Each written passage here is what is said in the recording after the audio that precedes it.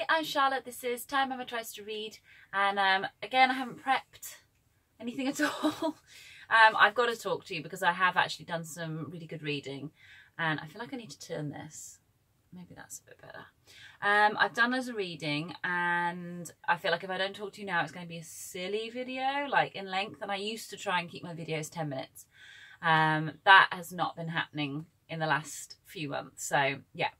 So I finished The Vagrants by Yiyun Li, and this was part of the Asian readathon, of which I had these grand aims and of which they didn't really materialise. I read Convenience Store Woman, so I sort of, that was from a Japanese author. The Vagrants is Yiyun Li, who is, I believe she considers herself Chinese American. I'm just looking now, but this is set in 1970s China, and again, if you missed my last video, the reason it looks like this is because I left it on the roof of our car for 2 nights and it rained. It rained literally an hour before we found it, so it would have been fine. This was incredible. Once I got back into it, if you remember, I took a break. I was just finding you know, there's a lot of stuff that happens in it, and a lot of it is very upsetting. And I firmly believe you shouldn't bury your head in the sand about things like this, but at the same time, I also believe you have to look after your own mental health. And I hate when I say words like that because it sounds like a Facebook post, you know. I don't know. Yeah, I feel really conflicted about using my mental health as an excuse for anything really that other people can just do normally. But ultimately, that is what I'm saying. So I just found it difficult. But I got back into it. I zoomed through the last half and it was amazing. And I've had loads of good stuff from you guys about all the other books she's written since. This was her first book, I believe, and that they're amazing too. So it was relentlessly upsetting. I just want to sort of forewarn anybody else who's in a similar situation to me. And that's fine. That's okay. That's 1970s China, and that's the story that Yiyun Li wanted to tell, and she tells it really well. The characters are incredible. You know, the stories were brilliantly done. The amount of juggling she has to do between narratives, and she does it really seamlessly. It's quite amazing. But yeah, it is a masterpiece. Puts you in mind of Tolstoy or Chekhov. It is a masterpiece. Really, really good.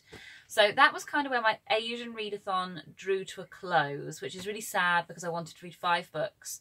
But I'm kind of a mood reader, which I sort of already knew that. But since joining BookTube, I felt that I should participate in readathons in order to be sort of a member of the community that has shown me so much support. And another way of showing support to that community is to take part in the readathons that people are putting out there. But ultimately, I am a mood reader, and so as soon as I set a TBR, it pretty much is the death sentence of that selection of books. I could really want to read those books and I will just have a kind of aversion to them. So I've really just delved straight into what I had in my sort of line of sight, quite literally, as soon as I put this one down. And I picked up It's Not About the Burka, which is edited by Miriam Khan. It's an incredible looking book. This is what it looks like underneath, which is an image of all the writers that form the essays within this book. So there are about a dozen writers, maybe 5, 10, maybe 20 actually. And the back blurb kind of says it all: Muslim women on faith, feminism, sexuality and race. They're all very different writers, which I found really interesting. I didn't agree with all of them. I agreed with most. I think the only writers that I felt a level of discomfort with were a couple of the writers skirted around the issue of sexuality. And I can't, you know, I know this is a massively loaded topic once you introduce the word religion to something, and that it's someone's faith, and if the faith doesn't allow for that thing, whatever that thing may be, to happen, then it's almost a legitimate reason to not be for that thing. But ultimately, you know, I support LGBT QIA+, I believe is all of the number, you know, the letters. I support all of those people equally with everybody else. So it was a little bit uncomfortable to read the the chapter on marriage, for instance, where one of the writers discusses imams being concerned about being forced to do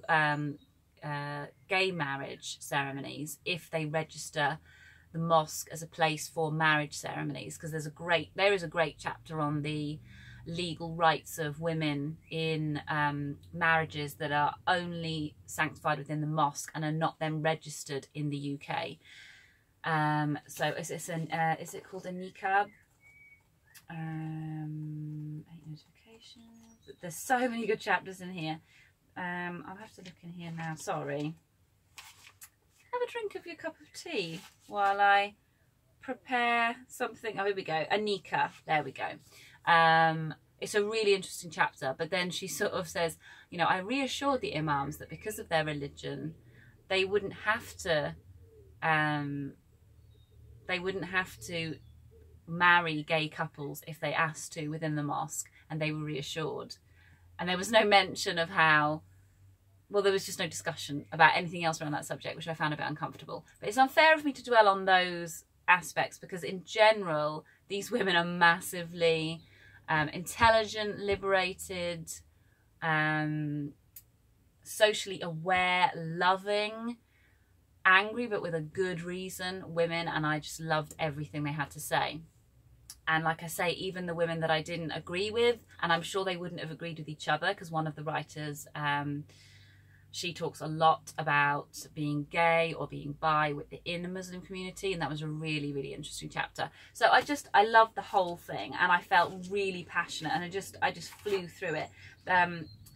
One of my favourite ones was on the representation of Muslims by Nafisa Bakar, and I really loved Life Was Easier Before I Was Woke by Yasmin Midat Abdel Magyed. And I've now gone through all of the authors, and any of them that I could find on Instagram I followed. I don't have Facebook, so I couldn't do it there, and I'll do the same on Twitter, because I just thought, wow, there are these women, some of whom, and most of whom I'd never heard of, and I need to know more about what they have to say. So I thoroughly encourage you to go out and get this book and read it now, because it's really, really relevant to the politics now, especially in the UK. But I think it goes further than the UK in its breadth, because it's discussing things that I think would be fairly universal in Western countries as well, America included. And then I went straight on to Eloquent Rage by Brittney Cooper, a black feminist discovers her superpower. And I'm almost finished. I am like here.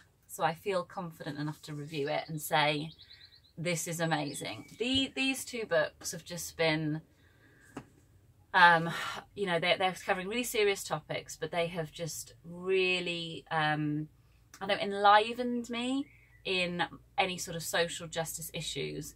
And I think I just need to be re-educated as well. This, you know, It's Not About the Burka has educated me. Eloquent Rage has educated me massively. There's a great chapter here called White Girl Tears, which is mortifying to read as a white woman and absolutely crucial to read as a white woman. I would recommend anybody read it. Yeah, I need to know about my own culpability, my own privilege. I'm happy to read about that stuff. I think it's my duty to read about that stuff. And yeah, I feel very lucky that there are women out there from other backgrounds that are willing to give their time to educate me. Because, I mean, this book I felt was aimed at non-Muslim people to try and put the message across as to what it was like to be a woman in the Muslim faith. Particularly, there's lots of times it comes up about wearing the hijab or wearing the burqa and how that's perceived outside of the Muslim faith, and the idea of Muslim women being downtrodden and all this kind of stuff. It was just exploding those myths. This book really just highlights where black women feature in the scheme of humanity today, and it is just appalling, the things that black women have to go through.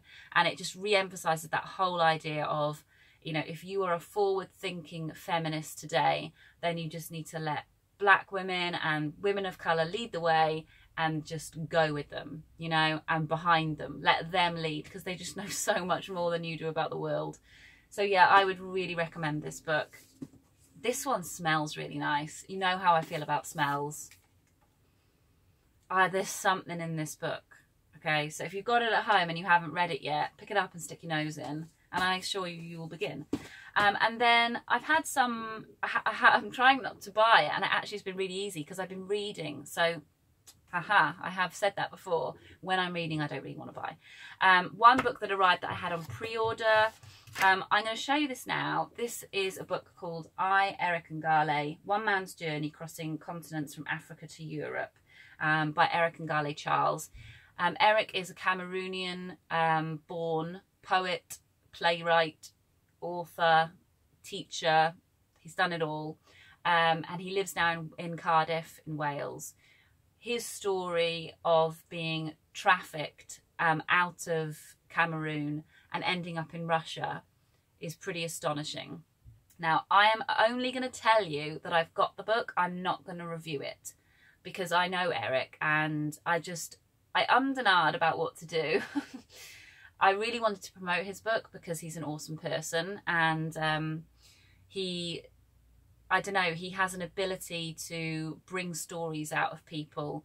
He runs lots of writing classes. He's very busy in the Hay Festival at the moment, which is a really big literary festival in Wales. But he runs lots of classes, but some of them are for asylum seekers and refugees, and he has a really great way of allowing people to access their trauma and the things that they've gone through, and being creative, in a language that isn't theirs. You know, English is not the first language of nearly all of the participants that I've seen come to his workshops, but he manages to somehow get this gold out of them. And he's just a really funny, nice guy as well. And I know bits of his story because we've chatted over the years. The last few years I've known him, he's revealed things to me about how he came to live in Cardiff, and it's fascinating. So I'm really excited to read his book. I can definitely recommend his plays and poetry, which feature in some other books that I've got, and I'll show you them if you wanted to get to know those sides of him. But because I know him, I kind of feel a bit conflicted about giving a review of the book. So I'll just tell you that it's published, and then it's up to you what you want to do. Okay, I'm done. So I've been working loads over the last few days, and currently Stephen is putting Idris to sleep, which never happens in our house, but I had to come out and do a video, so I'm really glad I've done that. And I think I'm going to go finish my peppermint tea, and then I'm going to have a little cheeky hour of reading, and then maybe go and just veg out. So I hope you're having a lovely weekend. I'll try and upload it tomorrow, Sunday. I might do it tonight, actually. We'll see how it goes. Okay, see you later. Bye.